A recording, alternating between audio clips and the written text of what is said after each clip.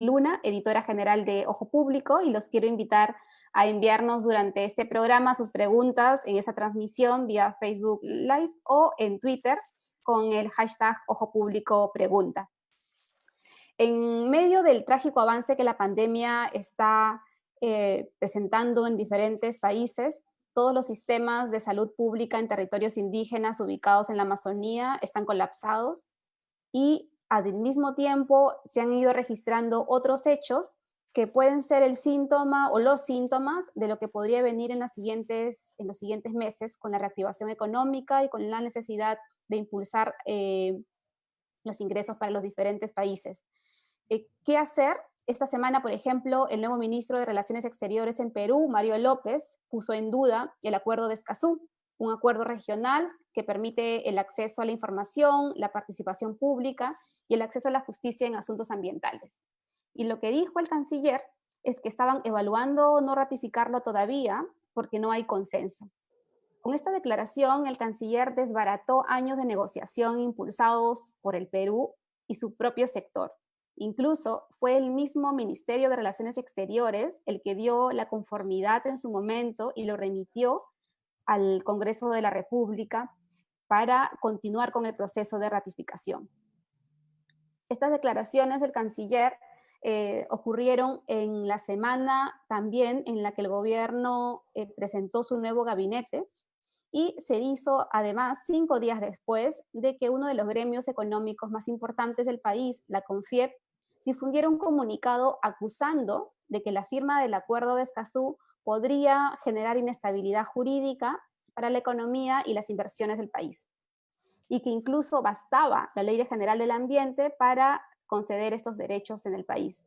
Pero no es la primera vez que la CONFIEP, como recordamos, apela a una supuesta afectación económica para rechazar la firma de alguna norma o algún tratado ambiental. Ya lo habían hecho antes con la Ley General del Ambiente, cuando fueron ellos mismos los que se opusieron a que el Congreso en su momento la aprobara. También esta semana los conflictos han continuado en diferentes zonas, donde hace ya décadas el Estado ha tenido una participación bastante estrecha y bastante limitada. Y ha sido incapaz incluso en estos territorios, como los del Cusco, ha sido incapaz de garantizar el cumplimiento de algunos derechos colectivos, como la consulta previa. Hoy en la provincia de Espinar se han cumplido 9 días de un paro convocado por las diferentes organizaciones sociales, porque las organizaciones solicitaban que en el marco del convenio que tiene la compañía Glencore con la municipalidad provincial se pudieran entregar un bono de 1.000 soles para las familias afectadas por la pandemia. La minera ha señalado que esta entrega de dinero es imposible porque no se ajusta a lo que dice el convenio y sin embargo no ha habido más que un proceso de negociación hasta que el día de hoy las organizaciones sociales han llegado a un acuerdo muy básico con la municipalidad local y han solicitado la intermediación de la presidencia del Consejo de Ministros con el fin de encontrar algún acuerdo y alguna salida al conflicto. Nosotros hemos preparado desde Ojo Público un pequeño resumen de lo que ha acontecido en los últimos días y de los violentos enfrentamientos que se han registrado, incluso agresiones contra algunos periodistas, entre ellos un colaborador de Ojo Público. Tenemos estas imágenes que queremos compartir con ustedes y luego retomamos el tema del programa.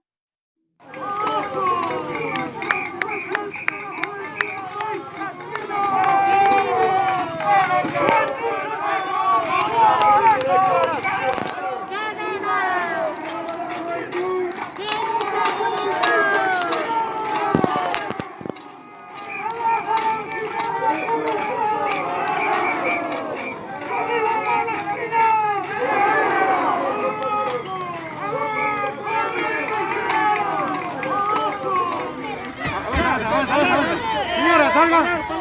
Señora, salga. ¡Wow, wow!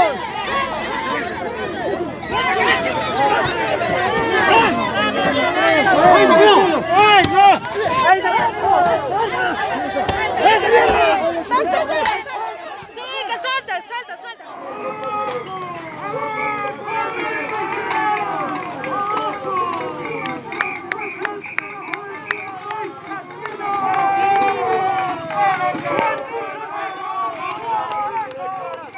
No se acerque, no se acerque, Ya. no se acerque, Permíteme no se su acerque. credencial. Pues, disculpa, Permíteme su credencial. le voy a mostrar. Su credencial. Bien, no entiendes que Soy periodista, ¿no entiendes? nos han disparado, señores.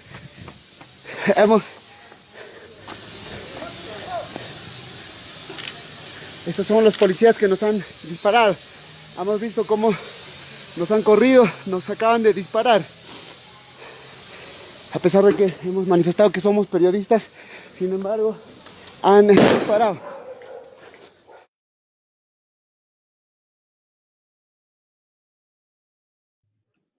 Lamentable lo que viene ocurriendo en Espinar y lamentable porque siempre las respuestas desde el Estado son lentas y en este momento hay alrededor ya de 10 personas heridas y no hay ninguna solución aparentemente instalada por el momento. Lo que ellos han solicitado hoy día a través de este acuerdo firmado es la presencia de algún representante de la presidencia del Consejo de Ministros que puede iniciar el proceso de negociación, y lo que solicitan, como señalábamos durante el inicio del programa, es un bono de 1.000 soles que pueda garantizar la sostenibilidad de las familias que han quedado afectadas por la pandemia, ¿no? Bien, esperemos que esto se pueda resolver. Vamos a retomar el programa de hoy para entender qué es lo que está ocurriendo con la dramática situación en la Amazonía. Hoy vamos a profundizar en la crisis de la salud pública y cómo la carencia de estos servicios básicos y además la presencia de otras epidemias como la del VIH en regiones del Perú como Amazonas, la reducida esperanza de vida, la poca información que existe sobre el número real de contagiados está empeorando el monitoreo y una estrategia adecuada para mitigar el impacto de la pandemia en territorios indígenas. Lo que tenemos en las últimas semanas son historias desoladoras porque las comunidades no tienen infraestructura adecuada, no hay información porque además los datos no se encuentran desagregados por variable étnica en muchas regiones, no hay oxígeno, muchos de los médicos, del personal de salud está enfermo y algunos establecimientos de salud han sido cerrados porque no hay personal de atención, tampoco hay pruebas que se estén realizando masivamente dentro de estos territorios y la desesperación está llevando a las comunidades a una incertidumbre desoladora y bastante preocupante. ¿Qué es lo que podemos hacer? ¿Qué estrategia es la que deberemos impulsar para contener el brote que ahora está en Amazonas, pero que ya ha pasado incluso por Loreto y que podría registrarse y repetirse en otros territorios? Para hablar de ello hemos invitado a Gregorio Mirabal, él es coordinador general de la Coordinadora de Organizaciones Indígenas de toda la cuenca amazónica, que incluye Perú, Bolivia, Ecuador, Colombia y Venezuela y Brasil. También está con nosotros Alicia Abanto, adjunta en Medio Ambiente, Servicios Públicos y Pueblos Indígenas de la Defensoría del Perú, y la doctora Carol Zabaleta, investigadora en Salud, Nutrición y Seguridad Alimentaria Indígena de la Universidad Cayetano Heredia. Muchas gracias a los tres por acompañarnos en este programa. Lamentamos que la lideresa Ruth Buendía no haya logrado acceder. Ella se encuentra en Satipo y en este momento lamentablemente su señal no es muy buena y no va a poder sumarse al programa. Pero empezamos entonces con ustedes. Yo quería, vamos a comenzar con Alicia para que nos pueda comentar también brevemente cómo ves la situación en Perú y desde que hace meses que se alertó al gobierno peruano sobre que el impacto de la pandemia podría ser bastante fuerte en la Amazonía. A pesar de todas esas advertencias, no se logró tener una estrategia adecuada, ¿no? ¿Quiénes consideras tú que son los responsables de lo que está ocurriendo ahora y qué medidas se necesitan para salir adelante?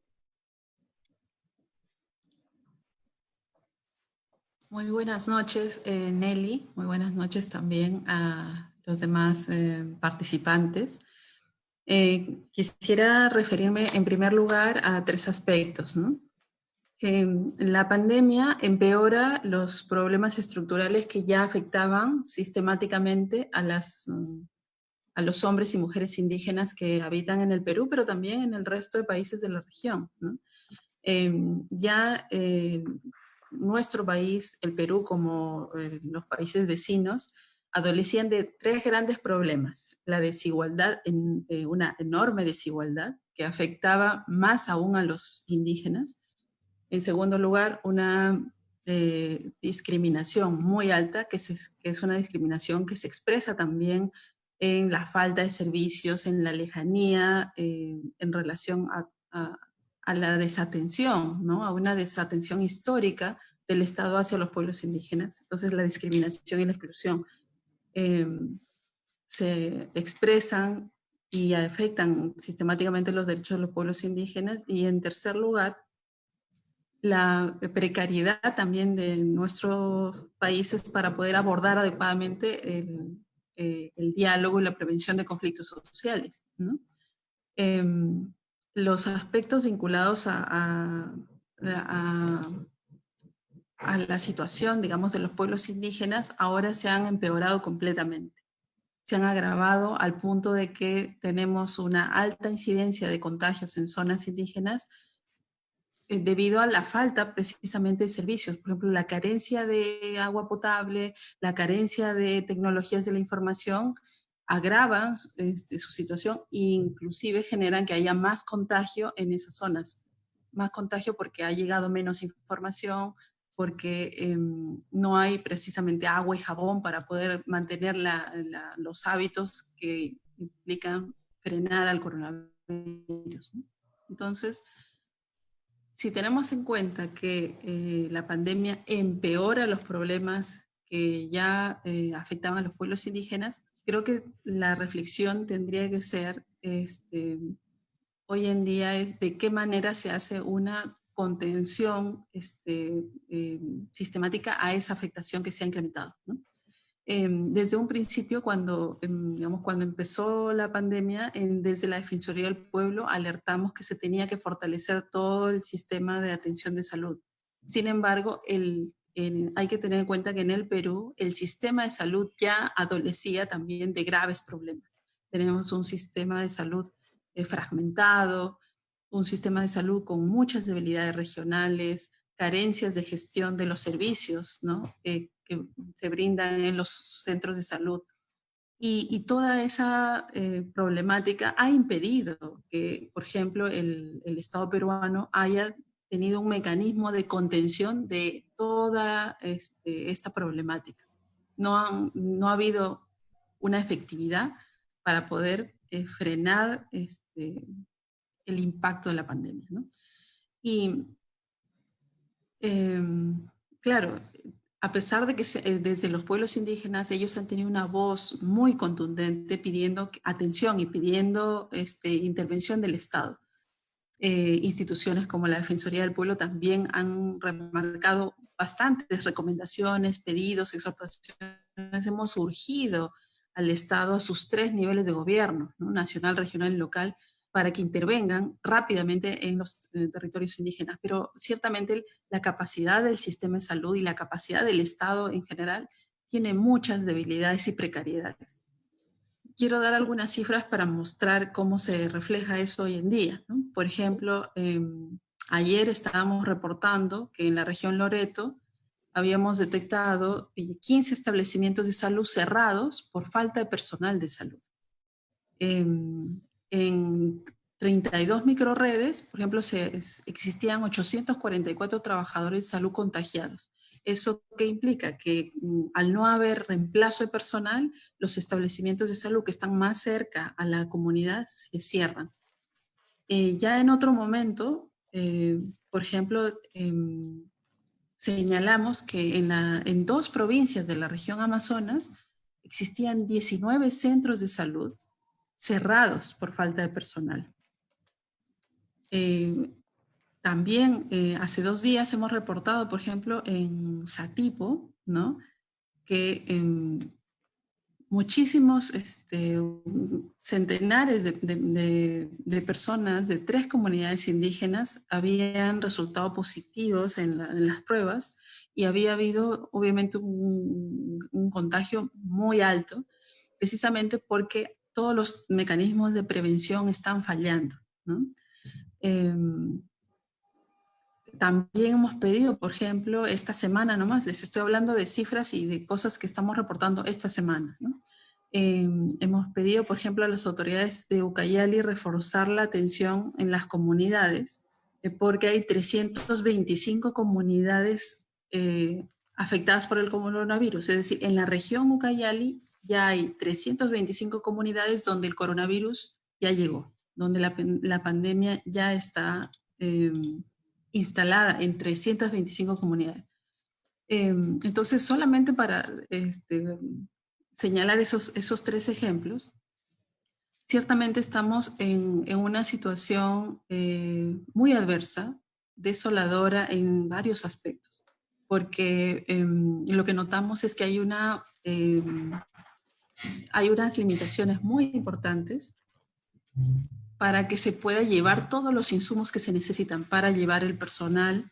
Ayer, por ejemplo, estábamos coordinando aspectos que tienen que ver con personal en la región San Martín, donde no hay médicos intensivistas en Tarapoto. Es decir, si estamos hablando de que no falta personal para las capitales, ¿no? O para las ciudades importantes de la región, imagínense lo que está pasando en los centros de salud que están en los territorios indígenas. Lo que está pasando en los territorios indígenas hoy en día es que falta medicina, ya dije hace un rato, falta agua y jabón, falta alimentos, falta medicinas, falta oxígeno, falta presencia del Estado. Los centros de salud que son, digamos, el servicio más cercano a las comunidades indígenas está cerrado. Se están cerrando muchos centros de salud por falta de personal, ¿no? En la Defensoría hemos estado monitoreando ahora región por región y claro, es un reto conseguir todos los datos, ¿no? Porque las autoridades no necesariamente nos reportan con rapidez, pero ciertamente quiero alertar de este grave problema, que es que los centros de salud que son los que están más cerca a la comunidad, más cerca entre comillas, quiero precisar, porque a veces un centro de salud puede estar a 6 horas de una comunidad, a 8 horas de una comunidad, pero ese centro de salud está cerrado hoy en día, cerrado por falta de personal. Y incluso algunos que están abiertos no tienen medicinas, no tienen oxígeno, no tienen lo necesario para salvarles la vida. Por eso es que ahora estamos haciendo un cruce de información sobre las carencias y el aumento de los contagios. Y, por ejemplo, varios distritos de territorios amazónicos, ¿no? Distritos de regiones amazónicas aparecen en rojo en nuestro mapeo, dado la sistemática carencia que está habiendo y el aumento de contagios que está ocurriendo en esos lugares, ¿no? Sí, para ir cerrando mi presentación sobre este punto, yo creo que no debemos de bajar la voz en lo relacionado a la defensa de los pueblos indígenas, porque son los más afectados por la desigualdad, son los más afectados por la discriminación y la exclusión sistemática que siempre ha habido, y porque no pueden quedarse atrás en la atención de la pandemia. Entonces, creo que es muy importante mantener una voz muy activa y que los propios líderes de las comunidades y de las organizaciones indígenas puedan tener voz y hacerse escuchar ante las autoridades, porque este realmente es un contexto donde se necesita hacer todo el esfuerzo que sea posible. Gracias, Alicia. Y en el caso, por ejemplo, de las advertencias, cómo podía ser el impacto de la pandemia en territorios indígenas, es algo que se venía conociendo, o sea, los estados sabían y varias entidades como la Defensoría del Pueblo había alertado de los diferentes problemas que tienen las comunidades, son problemas estructurales, ¿no? Que se vienen heredando de hace muchísimos años de abandono y de falta de inversión en salud pública y también en garantizar servicios públicos. En caso de la cuenca amazónica, Apu, Gregorio Mirabal, gracias por acompañarnos. ¿Cuál es la percepción que ustedes tienen y el impacto que ustedes están monitoreando desde COICA sobre la pandemia en territorios indígenas amazónicos? ¿Tienen un estimado de la cantidad de comunidades o indígenas de diferentes pueblos que estén contagiados o hayan sido víctimas de esta enfermedad? Bueno, un saludo y un gusto nuevamente. Gracias a ustedes, a ese prestigioso programa Ojo Público. A ustedes, comunicadores que en este momento nos permiten llegarle, en este caso, bueno, creo que al mundo, porque estamos conectados, pero especialmente al pueblo peruano y a nuestros hermanos indígenas de la Amazonía, la IDC, a su estructura de la IDC y todos los líderes, hombres y mujeres de los pueblos indígenas de la Amazonía. En primer lugar, yo quería decir que, de manera resumida, nosotros como COICA, luego de que la Organización Mundial de la Salud, ya por allá al mes de marzo, declaró la pandemia, nosotros el 31 de marzo declaramos la emergencia en la cuenca amazónica a través de nuestra estructura. Por ejemplo, en Perú es la IDCEP, nuestra estructura, y son 109 federaciones hacia abajo en las 11 provincias. Y la IDCEP en Colombia es la OPIAC, y la IDCEP en Ecuador se llama CONFENEAE, CONAIE. La IDCEP en Bolivia es la CIDOP, la IDCEP en Brasil es la COYAVI, la PIBI, todos estamos unidos. Somos una estructura de 9 países. Y el 31 de marzo declaramos la emergencia a todas nuestras organizaciones para que cerraran sus comunidades, cerraran sus fronteras, se prepararan ante esta pandemia, porque estábamos viendo que el Estado, estoy hablando del 31 de marzo, el Estado no solamente estaba atendiendo a las ciudades. El 19 de mayo ya hicimos nuestro penúltimo llamado de urgencia. Ya estábamos viendo de que la mayoría de las comunidades no tenían hospitales, no tenían médicos, no estaba llegando oxígeno, todo lo que ustedes están diciendo nosotros lo alertamos el 19 de mayo. Y estaba pasando en todos los países, en los 9 países, aquí no se escapa nadie. Lo hemos dicho, la pandemia, sean gobierno de izquierda o de derecha, esta pandemia ha demostrado, primero, que no había un plan, ni siquiera para el país, menos para los pueblos indígenas. De que históricamente, tanto los hospitales y la escuela estaban en la misma situación. Y el año pasado, en Leticia, se reunieron todos los presidentes, incluyendo el presidente de Perú, el presidente Vizcarra, y firmaron el Pacto de Leticia. Y resulta que Leticia ahorita es uno de los epicentros más graves de la pandemia. ¿Por qué? Porque esta pandemia es transfronteriza. No solo, Leticia tiene frontera con Brasil, con Perú, con Ecuador, y Brasil tiene la frontera con todos nuestros países. Y ellos firmaron ese Pacto de Leticia, pero ni siquiera fueron a ver cómo estaba el hospital de Leticia. Ni siquiera fueron a ver si habían médicos, ni siquiera fue a ver si había escuelas, cómo estaba la situación en la triple frontera. Estuvieron allí para sacarse la foto. Y si revisamos, el Pacto de Leticia todavía está en la firma, en el papel. Yendo ya directamente a tu pregunta, hasta el día de hoy, en este momento que estamos hablando, vengo de una reunión con la estructura de la CONAI, de la Confenía de Ecuador, y el día martes estamos reunidos con la IDCEP, evaluando la situación en Perú. Y en este momento, todavía, nosotros lo dijimos el 2 de abril, ningún ministro de salud todavía tiene un plan. Ningún ministro de salud de la Amazonía tiene un registro confiable de cuántos contagiados, cuántos fallecidos, cuántos hospitales funcionan, si hay medicinas. No, nadie, ningún ministro de salud, ningún ministro de la defensa. Entonces, en este momento, yo te hablo del 2 de abril, nosotros no teníamos ningún contagiado en la cuenca amazónica, ningún hermano indígena, ningún fallecido. Y nosotros, conjuntamente con la REPAN, ante los subregistros, ya hace un mes hicimos una plataforma de registros con una buena aproximación con todas nuestras organizaciones y la estructura de la Iglesia Católica, la REPAN, que como tú sabes debe haber una iglesia, en cada comunidad yo creo que hay una iglesia, no en todas, pero a través de ahí pudimos levantar un registro Y como te digo, el 2 de abril 0 contagiados, 0 fallecidos. Y nuestro último reporte del día martes, ya estamos en 22, ya vamos a los 23,000 contagiados. Ya debemos estar en los 23,000 contagiados hoy.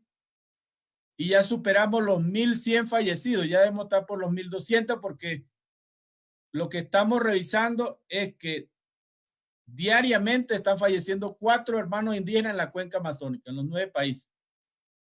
Y se están contagiando casi 15 hermanos indígenas diariamente. Pero la gravedad de esta crisis está en la frontera con Brasil, con Perú, con Colombia, con Ecuador y medianamente en Bolivia. Pero esta crisis es transfronteriza, esta pandemia es transfronteriza y estamos diciendo que hoy ya llegamos a los 16 millones de contagiados en el mundo. Ya superamos la mitad del millón de fallecidos en el mundo. O sea, el mundo está de luto, el mundo está colapsado. Pero en América Latina, por la desigualdad que hay, el continente más desigual es América Latina, pero hacia los pueblos indígenas, la discriminación y el abandono y el olvido cada vez es peor. Entonces, Gregorio, esa es la situación. ¿Cómo están construyendo esos datos? O sea, esta cantidad que usted menciona que de casi 23,000 indígenas contagiados y casi 1,200 fallecidos. ¿Cómo ustedes están haciendo el esfuerzo para construir los datos? Porque como bien señalan los ministerios de salud, no están tomando en cuenta la variable étnica en muchos de los registros. No la tienen. Ninguno la tiene, ningún país, ningún gobierno.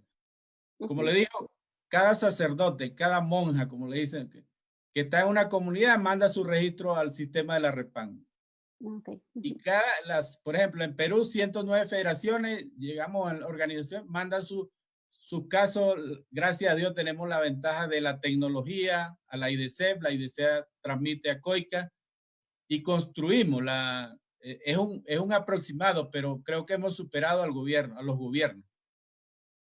Al menos claro, son las mismas organizaciones visión. Indígenas las que están construyendo esos datos. Es que si las organizaciones indígenas no lo hubiésemos hecho, hubiera más muertos, porque si no hubiésemos cerrado las comunidades, si las organizaciones no hubiesen cerrado entrada y salida, no hubiesen activado la medicina tradicional, no hubiesen activado la autogestión, la solidaridad entre nosotros, los números fueran más altos. Gracias, Apu Gregorio. Doctora Zabaleta, gracias por acompañarnos también. En el caso de los datos que menciona tanto el Apu Mirabal como la adjunta de la Defensoría del Pueblo, nos mencionan cifras que son bastante duras para el territorio amazónico.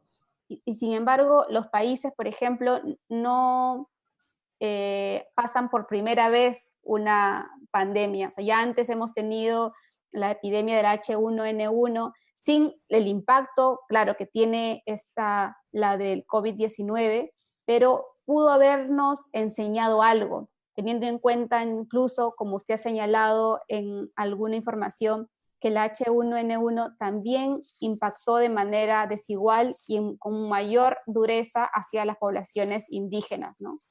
¿Por qué no aprendimos de estas anteriores experiencias y de impactos desiguales que habían entre las comunidades? ¿Y en qué fallamos, ¿no? Teniendo tantos años para poder estar preparados.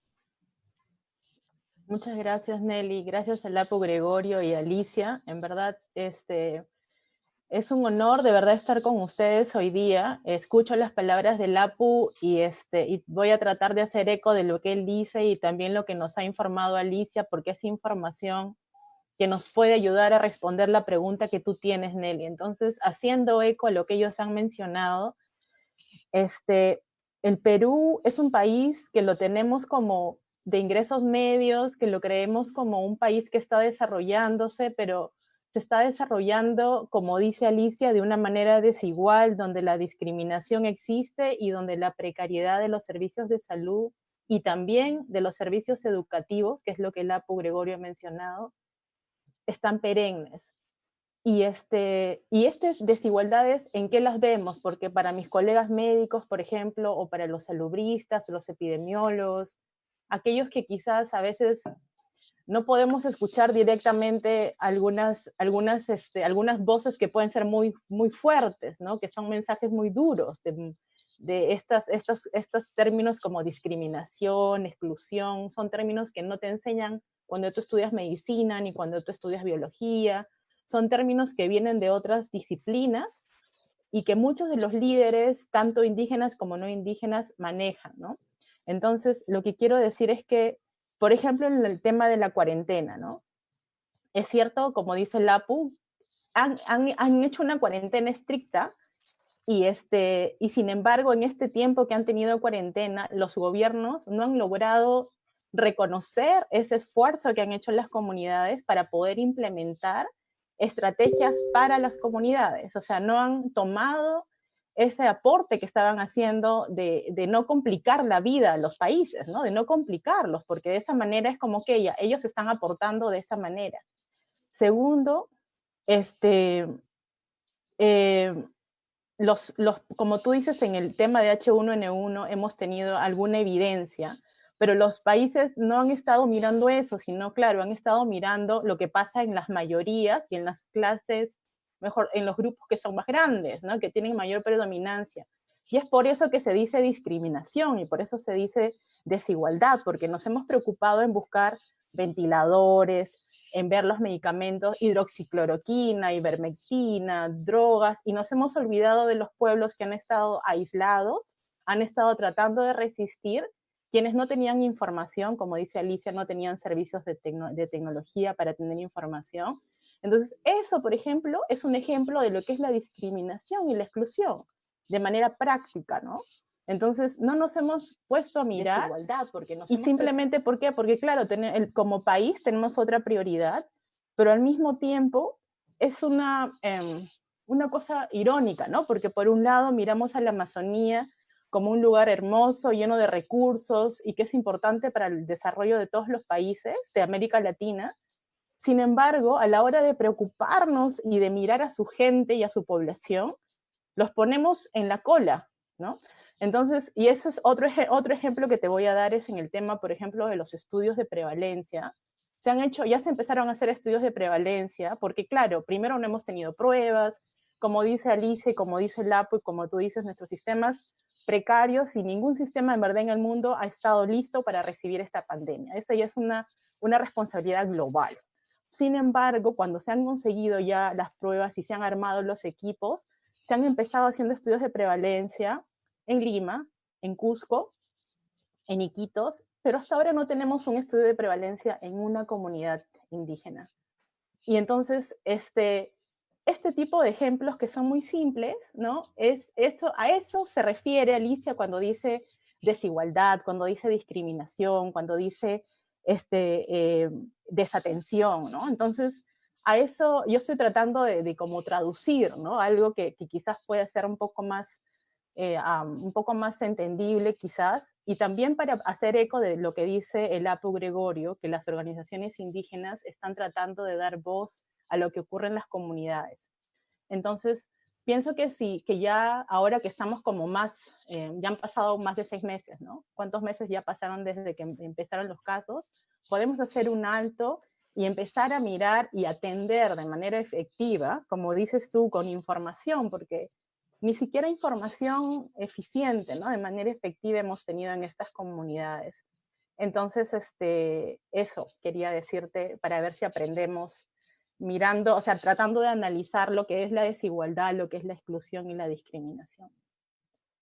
Sí, y una de los grupos más vulnerables también dentro de las comunidades indígenas está asociada a los jefes de comunidad o los adultos mayores, ¿no? Y ahí quería preguntarle también a usted, señor Mirabal, ¿cómo están desde las organizaciones indígenas que ustedes lideran enfrentando el gran dolor que significa perder a las poblaciones mayores de las comunidades, que son los repositorios vivientes del conocimiento indígena, de la tradición que los diferentes pueblos amazónicos tienen?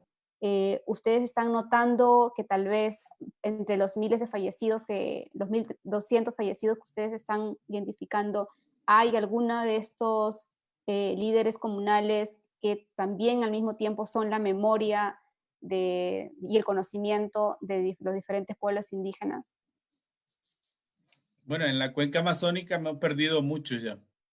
Por eso decía que estamos en luto, estamos en emergencia, estamos hablando de etnocidio y ecocidio. O sea, se está destruyendo la selva por el extractivismo, pero también se está matando a los pueblos indígenas. Y cuando los abuelos se van historia de miles de años. O sea, yo hacía una comparación. Cuando se muere un abuelo o una abuela, es como si se hubiese caído la iglesia de Notre Dame o se hubiese caído el arco de París, pero como son pueblos indígenas, entonces no hay una valoración de nuestro conocimiento milenario. Pero si se cae la Torre Eiffel de París, y hay millones y millones, así como hicieron con la iglesia de Notre Dame, para recuperarlo.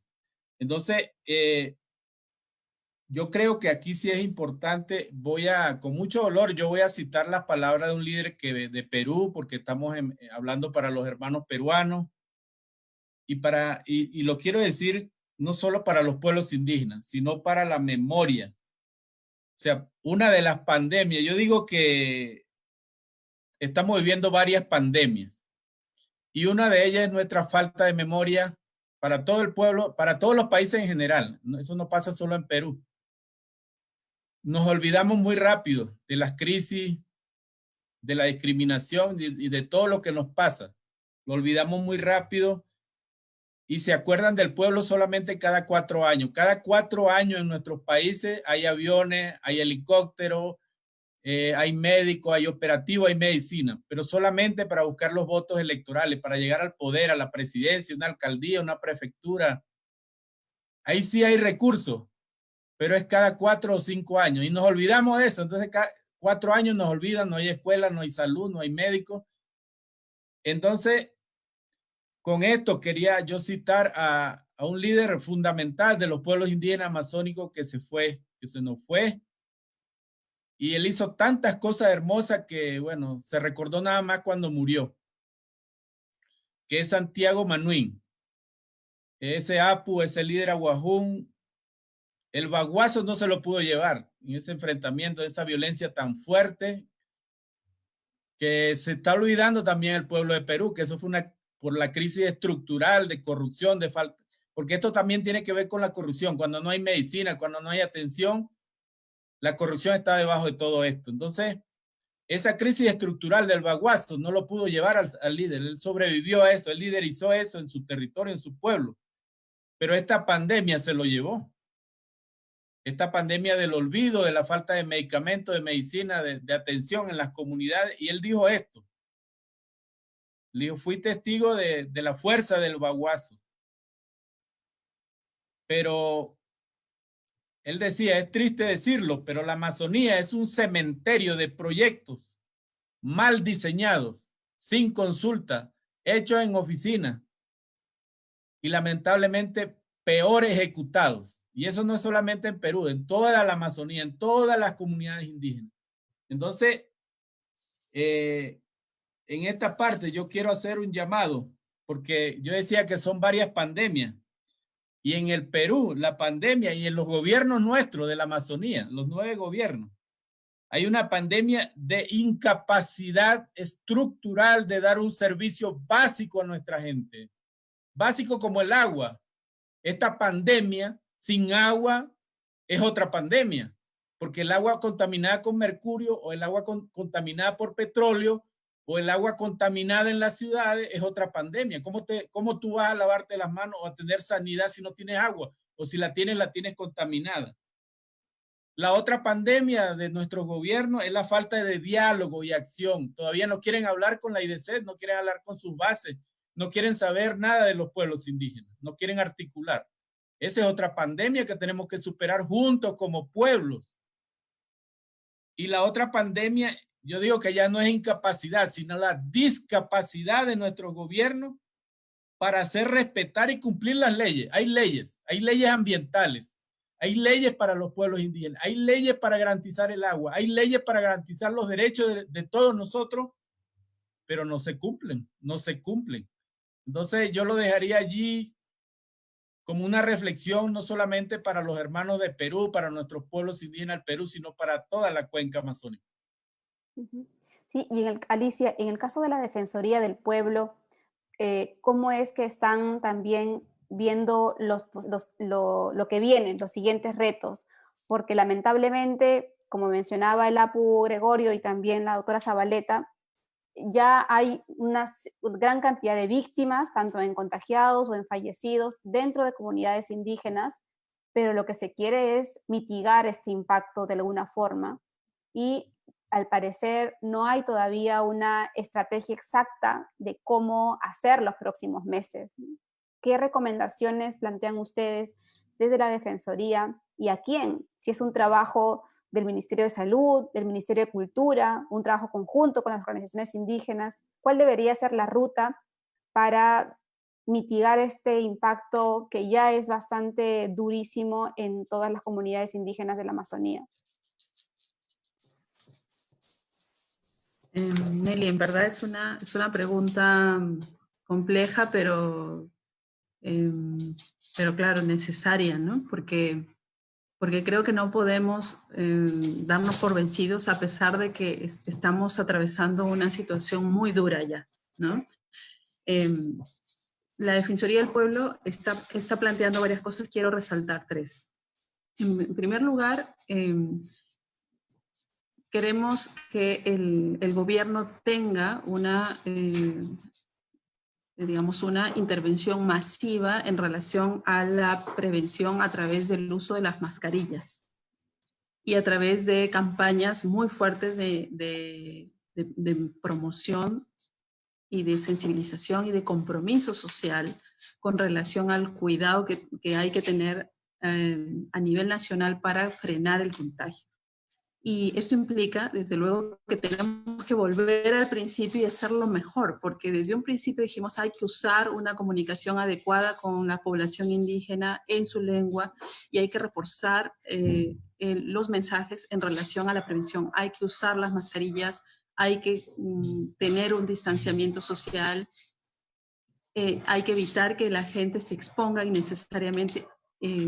Yo realzo este planteamiento que han tenido las organizaciones indígenas de cautelar, por ejemplo, un cierre de sus comunidades y unas reglas para ingreso y salida de sus comunidades. Que yo creo que es muy importante que se pueda relanzar esta idea de la protección, la más alta protección que pueda tener la comunidad y la población para contener los contagios, frenar los contagios. Lastimosamente, y hay que remarcarlo, nuestro país durante los 130 días que ya venimos atravesando, no ha logrado bajar significativamente los contagios. O sea, nos hemos mantenido durante un tiempo en una meseta, ¿no? Y luego ahora las cifras están empezando a elevarse, sobre todo mirando regiones, ¿no? Los aumentos de las cifras son muy preocupantes, entonces tenemos que volver al principio y hacerlo mejor. Y sobre todo se necesita un liderazgo muy fuerte del gobierno nacional. Es lamentable, por otro lado, que varios gobiernos regionales estén mostrando debilidades muy fuertes. Eso no quita las debilidades del gobierno nacional, ¿no? Pero sí, varios gobiernos regionales han mostrado debilidades muy fuertes en la gestión, ¿no? De la provisión de los servicios básicos, de canalizar insumos, de movilizar los recursos que se requieren. Un segundo aspecto que hay que hacer, desde luego, es que hay que llevar insumos, hay que llevar personal, equipos médicos, hacer equipos, digamos, puentes aéreos, sobre todo en las zonas de frontera. No se pueden descuidar las zonas de frontera, las comunidades de frontera necesitan puentes aéreos con medicinas, con oxígeno, con lo necesario para atender a las personas enfermas. Y entonces hay que insistir con que haya atención en las comunidades, porque hay que tener en cuenta aquí que hay una presión muy grande, de los centros urbanos con relación a esos insumos. O sea, en los centros urbanos hay una presión muy alta por el oxígeno, por las medicinas, por el propio personal de salud. Ayer, por ejemplo, funcionarios de San Martín nos decían que a pesar de que están buscando personal, notan que hay personal especializado que está, por ejemplo, en Lima, que no quiere ir a trabajar a las regiones amazónicas. Y entonces tenemos que movilizar recursos hacia las zonas amazónicas y especialmente movilizarlos hacia las comunidades.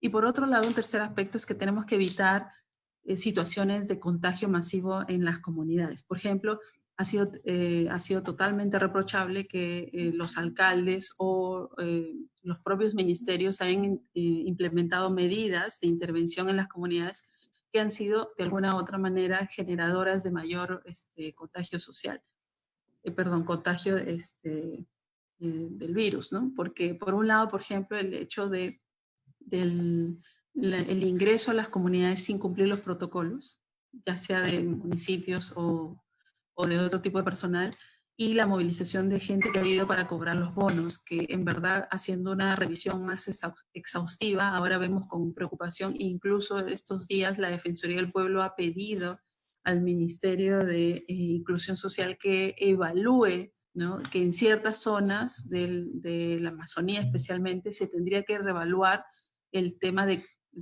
si se va a entregar o no en un contexto tan álgido como el actual, los bonos, porque los bonos están generando que la gente salga a zonas urbanas a exponerse más a los contagios. Entonces tenemos que frenar esta situación de poner mayores riesgos para la población indígena, que en las comunidades, si mantienen dentro de las comunidades reglas estrictas de entrada y salida, podrían frenar la situación que hoy día estamos viviendo. Gracias, Alicia. Doctora Zabaleta, en el caso, por ejemplo, de las estrategias desde la salud pública, siempre se utiliza la estrategia sanitaria de ciudades o de zonas urbanas y se las intenta replicar a territorios indígenas o a zonas que tienen menos infraestructura o también otro componente cultural. ¿Cuál es su percepción de la estrategia que tuvo el MINSA para llegar a las zonas precisamente de comunidades indígenas y no convertirse en esto que Alicia Banto menciona como vectores de la promoción del contagio, ¿no?, como la distribución de los bonos u otros mecanismos de apoyo que finalmente hicieron que las comunidades dejaran el aislamiento, llegaran a las ciudades a recoger los bonos y ahí empezaran a contagiar? O sea, ¿cómo entender en un país que tiene decenas de pueblos indígenas, no se pudo tener en cuenta una estrategia de salud pública con una mirada más intercultural? Bueno, como la salud, la oficina, yo recientemente conocí la oficina de pueblos indígenas en el Ministerio de Salud y hay 4 personas trabajando para los 44 pueblos y para el 60% de la Amazonía, ¿no? Entonces, hay que darles más presencia también y participación a esta estrategia, y al mismo tiempo también al CDC del Ministerio de Salud. Son dos, ellos están haciendo un gran esfuerzo por jalar, ¿no?, su tiempo y su cabeza para poner en lo que es los pueblos indígenas, y tienen mucha experiencia, ¿no? Entonces creo que ellos, no los he escuchado, por ejemplo, en estos estudios de prevalencia, no he escuchado mucho la participación de estos 2 oficinas o unidades, creo que es importante que ellos también empiecen a participar. Por otro lado, hay grupos que han empezado, el tema del registro de información, ¿no? Por eso es que estoy mencionando esto. Entonces hay grupos como en Ucayali, que desde el inicio han empezado a recoger información de las comunidades y detalles como que, por ejemplo, hay comunidades que tienen el mismo nombre en diferentes distritos o en diferentes provincias, hace ya de por sí difícil recolectar información de casos. Entonces quizás ahí está Iván Brejó, está también Neptali Cueva, que están trabajando en UNICEF en la zona de Ucayali, que están colectando información, y las organizaciones, ORAUA y DECEP, están haciendo un trabajo increíble que podría conectarse, ¿no?, para tratar de que si en el ministerio no hay suficiente recurso humano, esta es una pandemia, ¿no?, esta es una crisis mundial. Eso es algo que quizás todavía, con esta creencia de que es una guerra, Esto no es una guerra, la estrategia tiene que ser, como tú dices, también de acuerdo a los pueblos, ¿no? De acuerdo a las características geográficas y culturales. Esta es una oportunidad más bien para trabajar con las organizaciones indígenas y con otras instituciones, ONGs, la cooperación, para juntar esa información para el beneficio, para lo que dice Alicia, ¿no? Para ver dónde sí se puede entregar bonos, dónde no se debe entregar bonos, dónde se puede entregar alimentos. Por ejemplo, lo que te decía al inicio, el tema de la inseguridad alimentaria, el bosque es el recurso alimentario para muchas de estas comunidades. Entonces, ahí quizás lo que necesitan son machetes, necesitan botas, necesitan que en algún momento el APU, Richard Rubio de IDECEP, escuché que también lo solicitaba, ¿no? O sea, es otro tipo de recursos que en la ciudad, en las zonas urbanas, nosotros no pensaríamos que podría servir de algo. Ya, mi amor, gracias. Entonces, entonces ese tipo de estrategias que no las habíamos planeado, como tú dices, por los contextos urbanos. Es un buen momento todavía, como dice Alicia, de estrategia de prevención masiva enfocada en las comunidades. A mí me parece que esas cosas son, como lo que dice Alicia, es como, ok, nos sentamos y pensamos en qué podemos hacer y articulemos con los que ya están trabajando, porque esos 6 meses que el Estado no pudo, otras instituciones ya empezaron a hacerlo. Entonces, ahí creo que es importante.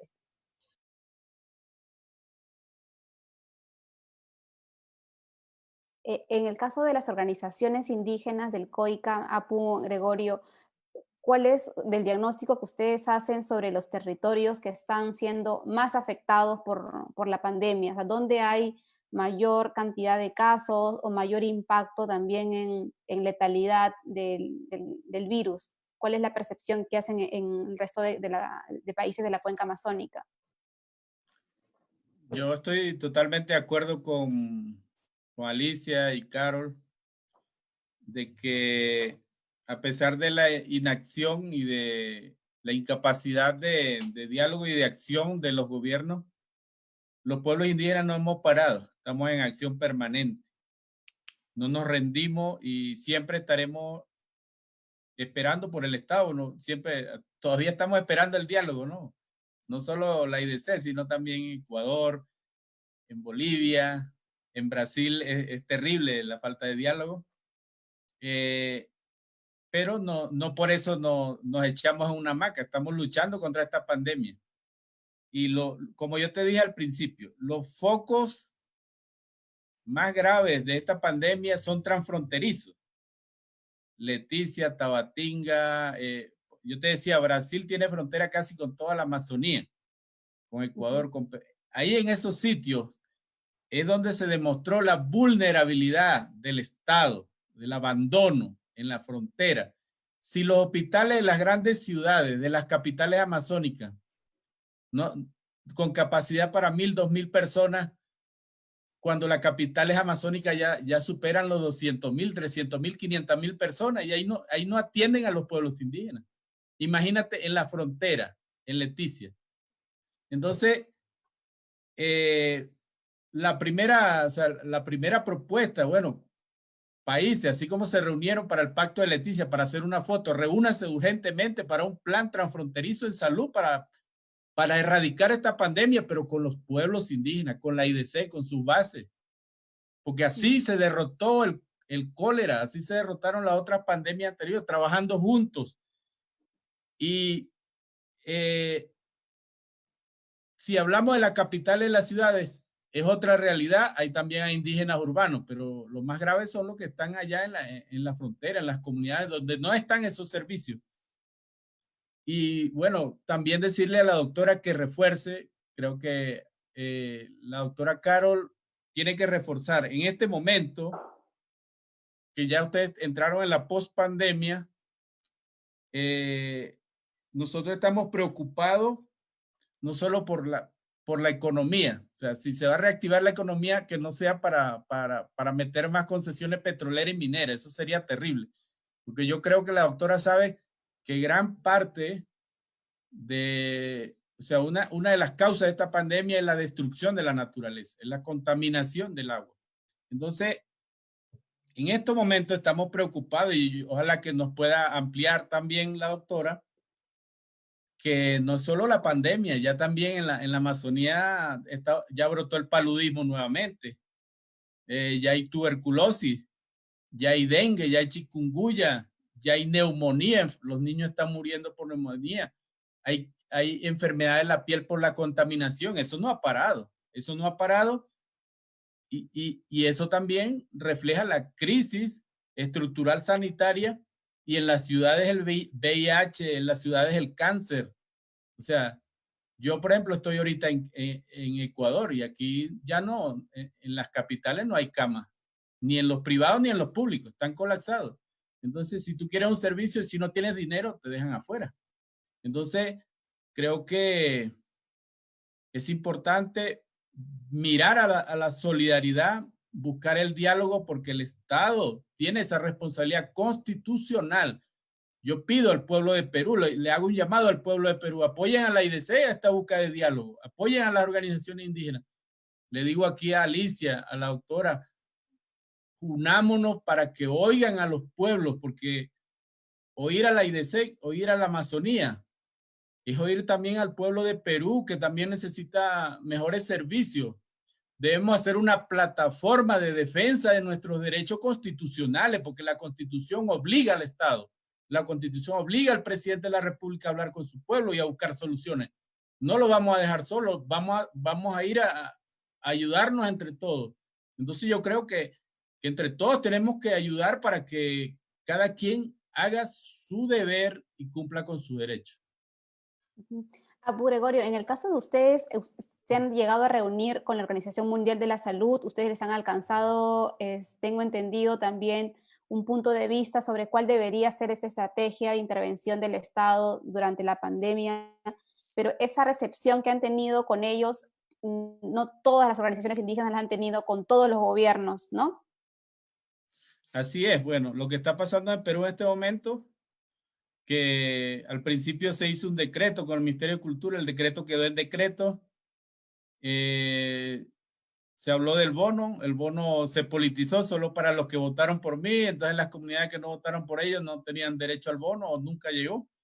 Entonces así no se puede enfrentar una pandemia. Entonces nosotros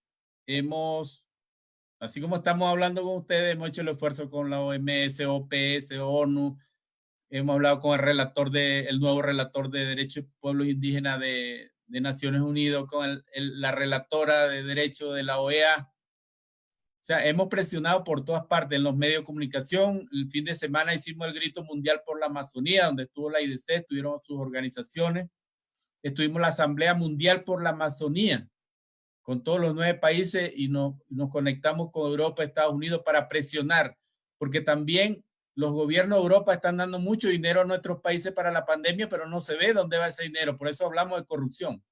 Rindan cuenta del dinero que han dado los gobiernos de Europa y Estados Unidos para la pandemia. ¿Dónde está el Fondo Monetario, el Banco Mundial, la Corporación Andina de Fomento? Tú que eres periodista, busca la cantidad y millones y millones de dólares para esta pandemia. Entonces, ¿dónde está? ¿Dónde está la rendición de cuenta de eso? Y sin embargo, la respuesta ha sido la siguiente. O sea, esta democracia funciona como Estados republicanos, que ya superamos los 200 años. Hay una burocracia demasiado pesada. Entonces, si nosotros estamos pidiendo una ayuda humanitaria internacional, una misión de la ONU que llegue con medicamentos, con oxígeno, que no venga con colores políticos, que vaya directo a las comunidades más desatendidas. ¿Qué han dicho?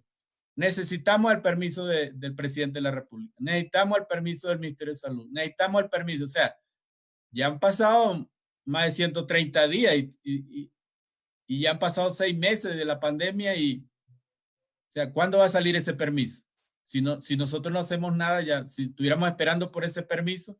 Nosotros tenemos otra reunión esta semana con la OPS, diciéndoles que bueno, no nos importa, bueno, tenemos que ir a arrodillarnos, será pedirle perdón al ministro de Salud, al presidente, para que nos dé el permiso, lo haremos, porque está en juego la vida de nuestra gente. Decirle, bueno, presidente, si está molesto por lo que estamos diciendo, discúlpenos, pero vamos a resolver, vamos a salvar vidas.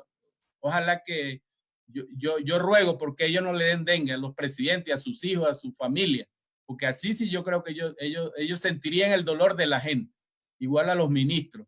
que aquí en Ecuador le dicen ministros vagos porque, bueno, solo cobran. Eso sería, y seguiremos insistiendo, pero la autogestión y la solidaridad internacional ha sido importante. O sea, nos han ayudado mucho a las organizaciones, con poco, pero se está visibilizando que, bueno, ante la ausencia del Estado, nuestras organizaciones están dando la cara. Y en el caso de los pueblos que están en aislamiento o en contacto inicial, Alicia, el Ministerio de Cultura, por ejemplo, ha identificado ya algunas poblaciones a través de información del MINSA, que hay miembros de la comunidad del pueblo Nahua que están en contacto inicial, que han dado positivo a algunas pruebas, es decir, ya tenemos integrantes de pueblos en aislamiento que están en contacto inicial contagiados, y la amenaza en torno a si que ellos podrían también alcanzar el contagio a los que están en aislamiento voluntario es cada vez más cercano, ¿no? ¿Hay algún tipo de recomendación que ustedes hayan hecho o solicitado información al Ministerio de Cultura sobre cómo están preparándose para esta eventualidad de contagios más amplios y masivos en pueblos en aislamiento? Nelly, el tema de los pueblos en aislamiento y el tema de los pueblos que están en situación de contacto inicial requiere tener en cuenta, digamos, que es absolutamente necesario tener en cuenta la distinción que hay que hacer en estos dos tipos de pueblos indígenas, ¿no? Porque con relación, por ejemplo, a los que están en aislamiento, como los pueblos Maxcopiro en el Perú, la Defensoría del Pueblo desde hace muchos años, y ahora lo sigue insistiendo, ha pedido siempre que haya una protección absoluta a su territorio y que el Estado garantice que no haya ningún tipo de intervención y de ingresos al territorio de la población que está en aislamiento. Entonces allí, por ejemplo, nosotros insistimos de que siempre el Estado, a través de los puestos de control y del control de la navegación de los ríos y de las zonas fronterizas, digamos, de las reservas donde están los pueblos en aislamiento, ahí no debe haber ingreso absoluto, no debe haber ningún tipo de ingreso y tiene que haber una intangibilidad absoluta de lo que es el territorio para la protección de este tipo de personas. Entonces, ahora nos preocupa mucho, por ejemplo, de que en el contexto de la pandemia, las organizaciones criminales que existen en la Amazonía de alguna manera tienen margen para poder ampliar sus actividades si es que el Estado no tiene, digamos, un debido control de actividades como el narcotráfico, la minería ilegal y el tráfico de especies. Y también es un problema el hecho de que con el contexto de la pandemia las actividades de fiscalización presencial de las entidades públicas se debilitan, ¿no? Entonces, allí hay un incremento de riesgos para la población más vulnerable del país, que son los que están en aislamiento. En relación a los que están en contacto inicial, como por ejemplo la población de Santa Rosa de Serjali, ¿no?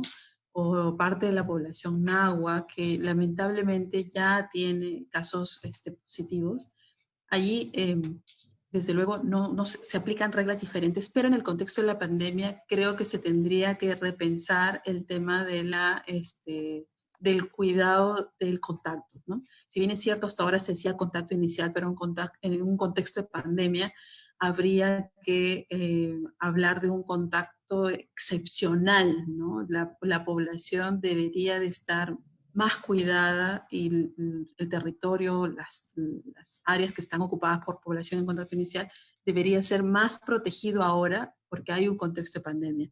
Entonces el Ministerio de Cultura, si bien es cierto, ha emitido un marco normativo donde ellos han señalado que se va a implementar medidas de protección. Ciertamente en la práctica también habrá que pedir cuentas detalladas sobre cuáles son las medidas excepcionales que por contexto de pandemia se han tomado en el control de las reservas. Porque la pandemia exige un mayor rigor en la protección del Estado hacia la población que está en contacto inicial o la que está en aislamiento, sin perjuicio de de que tienen que ser siempre medidas diferenciadas porque son necesidades diferentes de lo que tiene la gente, ¿no? Sí, doctora Zabaleta, en el caso de los tratamientos, queríamos preguntarle, como no hay un tratamiento eficaz aún para controlar la enfermedad del COVID-19, lo que se están haciendo es diferentes tratamientos experimentales, ¿no? Con diferentes fármacos y diferentes medicamentos. Pero en el caso de todos ellos, la recomendación siempre es que tenga un adecuado acompañamiento clínico, o sea, que exista un médico que dé la receta y que sea controlado el uso. Pero con la llegada del virus a las comunidades, han empezado a difundirse los nombres de los medicamentos y muchas personas han comenzado a automedicarse y al mismo tiempo han habido y hay todavía autoridades locales, alcaldes, gobernadores regionales, que están comprando ivermectina u otras drogas para distribuirlas masivamente a sus ciudadanos. ¿Cómo hacer en este caso ante estos hechos y qué hacer también cuando con esta distribución masiva de medicamentos que no tienen ningún tipo de evidencia, además, respecto al impacto y mejoras en la salud, y que además son promovidos por autoridades políticas, ¿no? ¿Qué hacer? Sí, es importante lo que mencionas porque, claro, en contextos urbanos tenemos acceso a estas centrales telefónicas, tenemos acceso a médicos, los puestos de salud, centros de salud, los médicos, como dices, no quieren ir a la selva, entonces pueden monitorear cualquier efecto adverso, y esa es una de las preocupaciones por el tema de utilizar medicinas. Es una enfermedad nueva, o sea, tenemos que ser humildes también todos, ¿no? Todos recién la estamos conociendo. Si algún médico define en su práctica privada o en su práctica habitual dar una medicina, sabe que tiene la responsabilidad de monitorearlo, pero si lo hacemos de manera masiva, como tú dices, en lugares donde no hay personal de salud que sepa, el mismo personal de salud no ha sido capacitado porque no ha habido ni tiempo, ¿no? O sea, en verdad todo el mundo se está capacitando, todos juntos ahora, estamos aprendiendo. Entonces, en esos casos yo diría, en verdad, a los alcaldes que, por ejemplo, se concentren en repartir mascarillas, ¿no? En repartir quizás mensajes de prevención. En comunidades donde ha habido un caso o dos casos, todavía se pueden aislar esas personas en algún lugar, en otro lugar, para que la infección no se disemine. Además, por ejemplo, con la reactivación, no solo son actividades grandes, ¿no? O sea, minería, las que a mí me preocuparían, me preocupa el transporte. Por ejemplo, en lugares donde el transporte estaba restringido, ahora las trochas también se abren, ¿no? O sea, el motocarro va a entrar, la camioneta va a entrar, el tractor va a entrar, todas esas cosas van a entrar y la gente va a poder salir. Entonces, ¿qué es lo que está pasando ahora en Balsapuerto? Que me preocupa mucho, ¿no? Tengo muchos amigos chawis que están empezando a salir a cobrar el bono y por ejemplo, el mensaje de que el bono no prescribe hasta el 8 de octubre, que es lo que me informaba una persona del MIDIS. Entonces, tienen tiempo. Si no lo necesitan, no salgan a cobrarlo. Entonces, los alcaldes yo pienso que tienen una gran responsabilidad de no centrarse en usar medicinas que ellos no van a saber qué efecto van a tener, que se concentren en cosas de prevención y cosas quizás de oxígeno, por ejemplo, porque una vez que llegue el especialista, ¿qué va a hacer si no hay oxígeno? O sea, aunque tengan un especialista, si no hay oxígeno, no van a tratar casos leves. Y después asegúrense de tener un plan de evacuación, porque si ya tienen un caso severo, ¿a dónde lo van a mandar? Entonces, si quieren realmente salvar vidas uno a uno, así sean los del contacto inicial, los de cualquier lugar remoto, necesitan tener acceso primero a medidas de contención para que no se disemine en la población. Entonces, mascarilla, distanciamiento, mensajes de prevención, mirar que el transporte, ¿no? Todo eso evitar en lo más posible, oxígeno y planes de evacuación. ¿A dónde lo van a llevar? Tienen que saber, o sea, si es que, por ejemplo, de Yurimaguas es más cerca salir a Lima de frente que pasar por Tarapoto, quizás vale la pena Lima, o si y más es más fácil salir a Chiclayo que salir, no sé, pues a Cajamarca, no sé. Entonces ya es una cuestión de ponerse creativos y prácticos. Sí, y en el caso, por ejemplo, de las comunidades que están mucho más distantes, como menciona el Apu Gregorio, que están en las fronteras, a donde es más difícil, toma horas y días de llegar, ¿hasta qué punto la estrategia de salud puede contemplar esa mirada bipartita? O sea, se pueden juntar los ministros de salud de Perú, de Colombia y de Ecuador para ver qué hacer con estos pueblos que están en las fronteras y que además también intercambian muchos comercialmente, o a veces también tienen familias en ambos lados, ¿no? Sí, yo creo que esta crisis... De ese tipo que haya funcionado. Bueno, el APU mencionaba que en algún momento, en la época del cólera se han juntado los países y se han juntado con las organizaciones indígenas. A mí me parece que el pensar en juntar a los países es una gran idea, porque comparten geografías, ¿no? Nosotros estamos partidos, digamos que arbitrariamente, no nos han partido en algunos lugares hay un río que nos divide, pero en otros lugares no, ¿no? Entonces, quizás, en cambio, los pueblos sí tienen una distribución geográfica, ¿no? Entonces hay pueblos indígenas en Perú y Ecuador que son de la misma etnicidad, ¿no? Entonces, sí es importante, y comparten las prácticas, ¿no?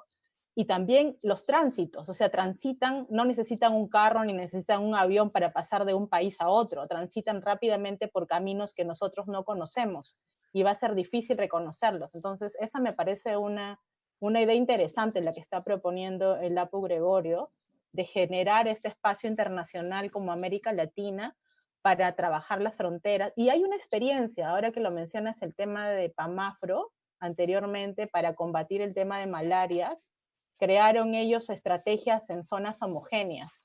Trabajaron en la zona de Perú, Ecuador, Colombia, Perú, trataron de juntar como zonas homogéneas, le llamaban, ¿no? Intervenían en esas regiones. Entonces, creo que sí, a mí me parece que tiene sentido, es sensato. Sí, hablaba también el Apu Gregorio de otras pandemias, ¿no? De la pandemia del abandono, de la desigualdad, pero hay una que no ha cesado incluso dentro de estos meses de aislamiento, vinculados a los crímenes. O sea, han continuado los asesinatos, algunos dirigentes, algunos líderes ambientales en la Amazonía. ¿Cómo han visto ustedes estos casos durante estos meses, señor Mirabal? Porque solo en Perú han asesinado a 2 dirigentes durante estos meses en la Amazonía, pero en Colombia han habido otros más. ¿Cuál ha sido la situación en Venezuela, en Brasil, Ecuador y Bolivia desde la perspectiva que ustedes están monitoreando en COICA? Bueno, en ese sentido, creo que, como le decíamos, esta pandemia ha develado la crisis estructural que estamos viviendo en la cuenca amazónica. O sea, es una crisis moral, económica, sanitaria, educativa. Ahorita nuestros niños todavía no saben si van a tener clases, nunca han tenido clases en estos 6 meses porque no tienen internet. Nosotros estamos evaluando eso también, de hacer un pronunciamiento a los ministros de salud, porque ya en estos meses de pandemia, las comunidades, los niños no han tenido clases, en algunas ciudades tampoco, porque han prometido acceso a internet para sustituir eso y no se ha hecho, eso no se ha cumplido. Entonces, en el tema del derecho a la vida de los defensores de la naturaleza, tiene que ver con los derechos ambientales, los derechos humanos, los derechos de los pueblos indígenas. Cuando yo decía el convenio 169, parece que en esta pandemia, parece que tiene o sea, los gobiernos dijeron no se cumple, pues, o sea, la impunidad total. O sea, así como hay un horario para salir y entrar, que no se puede hacer nada, estado de sitio, hay un estado de sitio para las leyes. Las leyes ambientales quieren tienen que hacer consultas previas, por ejemplo, cuando se hablaba de los PIASI, pueblos indígenas en aislamiento voluntario, no solo en Perú, sino en la cuenca amazónica. Ellos están donde está el petróleo, el oro, la minería, o sea, todos los recursos naturales que ellos quieren. Entonces quieren modificar las leyes o no quieren reconocer el acuerdo, o firman el acuerdo de Escazú, pero no se cumple, firman el convenio 169, pero no lo cumplen, crean leyes y leyes para los pueblos indígenas, la Constitución se queda en el papel. Entonces, en esta pandemia eso se ha agudizado. Entonces, nuestros defensores han quedado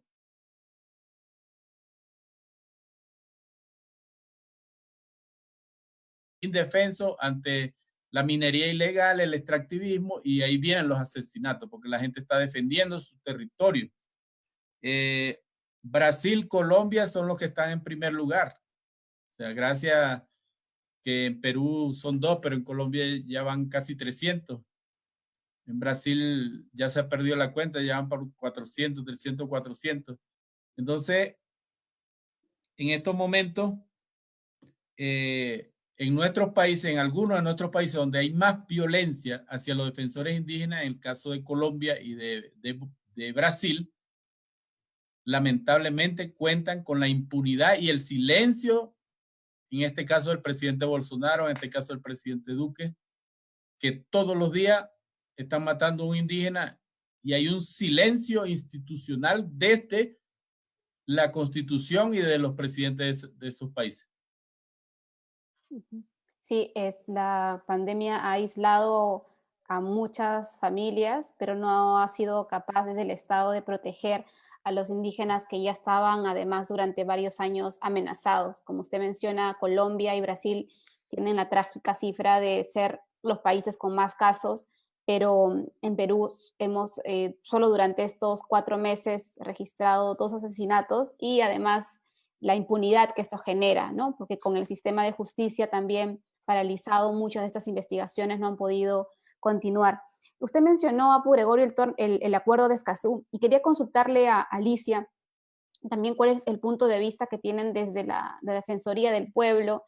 Esta semana el reciente ministro de Relaciones Exteriores mencionó y sorprendió a todos porque durante muchos años Perú ha sido uno de los países que ha impulsado las negociaciones para firmar el acuerdo de Escazú. La ex ministra del Ambiente, Fabiola Muñoz, hace solo unos meses hablaba sobre la importancia de este acuerdo y de un día para otro el nuevo ministro pone en duda la eficacia y la oportunidad que este acuerdo significa para los derechos de los defensores, para la transparencia en la información y la vigilancia ciudadana. ¿Cuál es la lectura que tienen desde Defensoría y si consideran, yo personalmente lo veo como un síntoma de un mal síntoma de lo que podría venir en los próximos meses respecto a la flexibilización ambiental? Gracias, Nelly. Bueno, creo que un resultado, ¿no? Una expresión de la desigualdad es precisamente que hay tensiones en relación al poder que se ejerce sobre el territorio, ¿no? Y desde hace, en verdad, desde que la Defensoría del Pueblo empezó a existir en el Perú, siempre ha tenido que plantear recomendaciones al Estado, a las empresas, a las comunidades para lograr entendimiento en un contexto de alta desconfianza, de alta desigualdad y de alta vulnerabilidad en relación al respeto a los derechos, sobre todo de la población indígena. Yo quiero recordar que, por ejemplo, allá por el año 2001, 2002, era materia de tensión el tema de la participación ciudadana para materia ambiental o actividades extractivas. Y a pesar de que había desconfianza y tensiones sobre eso, el Perú ha avanzado y ha desarrollado una serie de mecanismos que han propiciado un aprendizaje y también la existencia de espacios que se han ido abriendo donde los pueblos indígenas han empezado a ser escuchados y han empezado a ser tomados en cuenta. pero no ha sido fácil. Yo quiero referirme al pasado porque hoy vivimos una expresión más de una enfermedad crónica, que es lamentablemente la desconfianza con relación al abordaje de los derechos de los pueblos indígenas, de los derechos de las personas que están en el territorio, donde están los recursos naturales. También ha ocurrido un problema similar con el tema de la consulta previa. Desde hace muchos años hemos afrontado esta situación donde desde distintos actores se ha expresado, digamos, rechazo o desconfianza en relación a la consulta previa. Y a pesar de estas situaciones de incomprensión, de tensión, de desconfianza, la consulta previa se ha ido abriendo camino. Ha sido difícil, complejo, pero se ha ido abriendo camino. Y hay un avance al respecto. Todavía muchas dificultades. Pero en los últimos 20 años, nuestro país ha avanzado en relación al debate y al ejercicio y a la práctica de lo que es el acceso a la información pública, la transparencia, la participación ciudadana, la consulta previa, y también en relación a la importancia del diálogo y del abordaje adecuado de los conflictos sociales. Conflictos sociales que son producto de una desigualdad estructural. Y son conflictos sociales, muchos de ellos producto precisamente de las tensiones que hay por el poder que se ejerce respecto a los recursos naturales. Ciertamente nuestro país necesita crecer, necesita aprovechar sus recursos naturales, pero no lo debe hacer sin tomar en cuenta a los pueblos indígenas. Tiene que haber un diálogo, tiene que haber un entendimiento y tiene que haber un desarrollo sin dejar atrás a los pueblos indígenas. La Defensoría del Pueblo, por tanto, y aquí quiero concretar, nosotros hemos apoyado y promovido y hemos dado nuestra opinión favorable al Acuerdo de Escazú desde el año 2018. Desde mediados del año 2018 ya la Defensoría del Pueblo empezó a enviar recomendaciones y comunicaciones al Poder Ejecutivo para que suscribiera el Acuerdo de Escazú. Posteriormente, en el año 2019, nosotros hemos expresado también nuestra opinión favorable tanto al Ministerio de Relaciones Exteriores como al Congreso de la República sobre este importante Tratado de Derechos Humanos. Y este año también hemos vuelto a enviar nuestra opinión favorable y nuestro pedido al Congreso de la República para que sea priorizado en la Comisión de Relaciones Exteriores.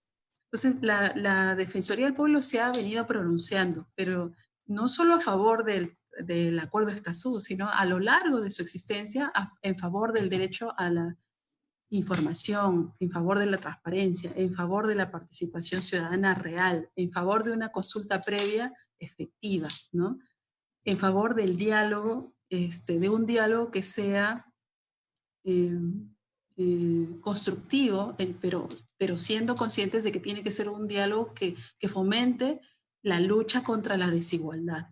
Es inadmisible, y eso lo ha planteado además el Banco Mundial, el Banco Interamericano de Desarrollo, también, además de organismos de derechos humanos internacionales y nacionales, se ha dicho que el crecimiento ha tenido falencias, y es que ha sido un crecimiento que ha beneficiado menos a los pueblos indígenas y que ha generado una serie de situaciones de perjuicio también en diversas áreas, que ya sea por cuestiones ambientales, de contaminación, que no se han remediado. Además, muchas áreas del Perú no se han remediado todavía. Hay un esfuerzo, pero nos falta mucho por remediar en términos ambientales y en términos sociales. Entonces, nuestro país hoy vive un episodio nuevamente de desconfianza respecto de un tema importante, que es el Acuerdo de Escazú, pero desde la Defensoría del Pueblo nuestro pedido es que se aborde el Acuerdo de Escazú como una oportunidad, no como una traba, sino como una oportunidad para que nuestro país pueda seguir avanzando en un contexto muy adverso a nivel mundial. Nuestro país este año va a haber un incremento significativo de personas que van a volver a la pobreza. Millones de personas van a volver a la pobreza. Necesitamos que haya diálogo, necesitamos que haya entendimiento, y necesitamos encontrar una alternativa para crecer, pero crecer sin dejar a nadie atrás, menos aún, desde luego, a los pueblos indígenas que son los que están en el territorio. Gracias. Para ir cerrando, y gracias Alicia por estos comentarios, doctora Zavaleta y Apu Gregorio, lo que se viene en los próximos meses es también una reactivación económica que casi todos los gobiernos han anunciado con distintas medidas, desde inversiones públicas hasta también la convocatoria a nuevos proyectos de inversión extractiva o en otros rubros. ¿Cuáles son las lecciones desde el COICA que ustedes tienen sobre qué hacer en los próximos meses, teniendo en cuenta que muchas de estas inversiones a veces no van a tener en cuenta necesariamente el cumplimiento de todos los estándares de consulta previa o de mecanismos de diálogo con los pueblos indígenas? Y doctora Zavaleta, ya luego con usted para cerrar el programa, ¿qué lecciones deberíamos sacar para construir una salud pública más intercultural para las nuevas pandemias que se van a venir, porque esta lamentablemente no va a ser la última? Muy bien, nosotros quería un poco cerrar la parte de las leyes, ¿no? Nosotros estamos diciendo, como le dije, hoy es jueves, el día martes nos reunimos con la IDCEP y los 9 países nos reunimos todos los martes con todas las organizaciones, y en el tema de ley para los pueblos indígenas, aislamiento voluntario, ley para el cambio climático, nosotros le hicimos la pregunta a las organizaciones indígenas del Perú, bueno, ustedes tienen tremendas leyes para el pueblo indígena, aislamiento, no hay ninguna otra en la cuenca amazónica, para el cambio climático no hay ninguna otra ley así como esa en la cuenca amazónica.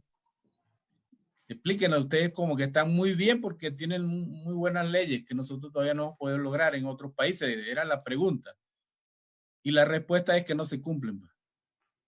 Entonces, desde las organizaciones indígenas, nosotros ahorita, y con eso voy a tu pregunta, ante esta situación de que estamos retrocediendo en el cumplimiento de las leyes, solo diálogo, solo buenas intenciones, solo decretos que no se cumplen, y esta pandemia ha demostrado eso, la falta de inacción. Eso se llama omisión. Nosotros ya aprendimos, estamos hablando de autogobierno territorial. El caso de Geopar en Perú es un ejemplo. De la nación One Piece es un ejemplo. Ya no podemos seguir esperando por un Estado que es pesado, que es lento, que muchas veces el dinero que le llega lo distribuye hacia otros sectores que no son los pueblos indígenas, sin buscar la independencia de los estados, porque eso nunca está planteado, sino una autonomía territorial. Ya tenemos un plan pues con el tema, esta pandemia no va a terminar mañana, yo creo que ni en diciembre. Ya mejorando las recetas con plantas medicinales, las organizaciones, las comunidades, los sabios, el tema de las chacras, porque a lo que viene ahora otra pandemia de falta de alimentos en las ciudades, el desempleo, esta crisis económica va a pegar duro en las grandes ciudades, pero no se va a salvar la Amazonía.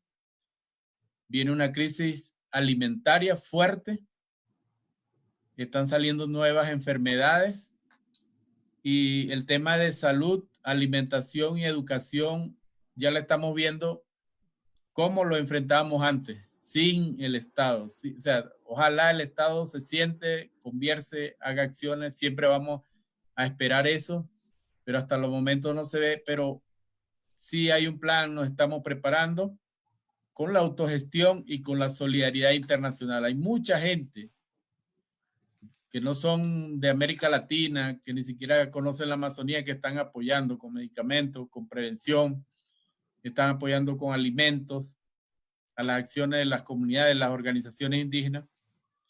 Y esas buenas intenciones que, bueno, usted entrevista ahorita al presidente Vizcarra y dice, no, ya tenemos un plan. Lo que pasa es que, bueno, estamos esperando un poco. Queremos, amamos a los pueblos indígenas, le hemos dado leyes, derechos, o sea, te va a decir que todo está bien. O un ministro de salud, o un ministro de educación, ¿no? El internet ya va a llegar. Van a tener clases y ya tienen 3, 5, 6 meses sin clase. Entonces, nosotros, si lo hacen bien, bienvenido. Ojalá lo hagan. Pero nosotros ya está demostrado que tenemos medicina tradicional, tenemos chakra. Muchas veces esos bonos nos han hecho mucho daño, no solo los bonos, sino los regalos. Todo regalado, eso le ha hecho mucho daño a las comunidades indígenas. Entonces eso ya no ahorita está trayendo contagio también.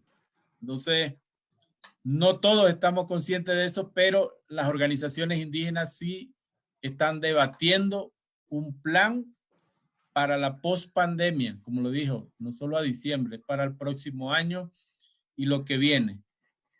Y bueno, ya ojalá que estas leyes, por ejemplo, el acuerdo de Escazú, ¿quiénes son los que no quieren que se firme el acuerdo de Escazú en Perú, ni en Colombia, ni en ningún lado? En otros países lo han firmado, pero está bloqueado. Las empresas petroleras son las que gobiernan a nuestro gobierno. No hay presupuesto, no hay para pagar salarios si no dan concesiones petroleras. No va a haber salario para los trabajadores de cualquier país.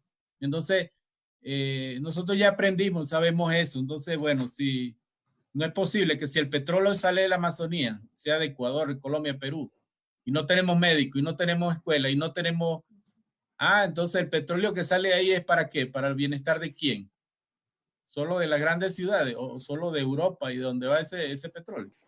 Entonces yo creo que eso es injusto, no hay justicia, hay falta de aplicación de derechos y bueno, pedirle a todos ustedes que no descansemos. Nosotros dimos nuestro grito por la Amazonía la semana pasada y nuestra Asamblea Mundial y ya es permanente. O sea, hasta que no haya una muestra de buena voluntad de los gobiernos, seguiremos hablando así. Hasta que no nos sentemos con los gobiernos, seguiremos hablando así. Hasta que no veamos una buena intención, una buena acción, más allá de la burocracia, la politiquería, la corrupción y el engaño permanente de los discursos políticos. Cuando veamos eso, lo diremos por aquí. Mira, le agradecemos, gracias, vamos a trabajar juntos, pero todavía estamos esperando.